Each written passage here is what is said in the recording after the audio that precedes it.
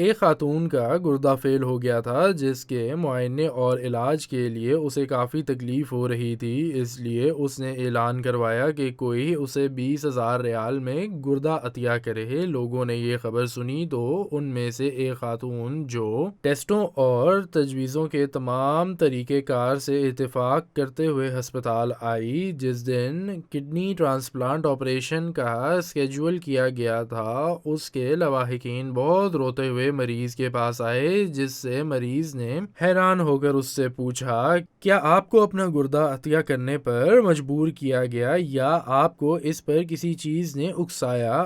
عطیہ کرنے والی خاتون نے کہا، میں اپنا گردہ غربت اور پیسوں کی اشد ضرورت کی وجہ سے آپ کو عطیہ کر رہی ہوں۔ عطیہ کرنے والی خاتون نے یہ الفاظ کہے اور پھر روتے ہوئے وہاں سے چلی گئی۔ بیمار خاتون نے اسے پرسکون کیا اور پھر اس سے کہا، میں آپ کو وہ رقم دوں گی جو میں عطیہ کرنے والے کو دینے والی تھی اور مجھے آپ سے کچھ نہیں چاہیے۔ عطیہ دینے والی خاتون کو سن کر یقین نہ آیا اور اس کے آنسوؤں کی جگہ خوشی اور مسکراہٹ نے لے لی۔ اس نے بیمار خاتون کا شکریہ ادا کیا اور اس کی صحت یابی کی دعا کی۔ کچھ دنوں بعد وہ بیمار عورت کچھ ٹیسٹ کروانے کے لیے ہسپتال پہنچی تو ڈاکٹروں نے حیرت کا اظہار کیا کیونکہ اس کے گردے میں بیماری کا کوئی نشان باقی نہیں تھا۔ اللہ تعالیٰ نے اس کو اس کی سخاوت پر شفا عطا کی۔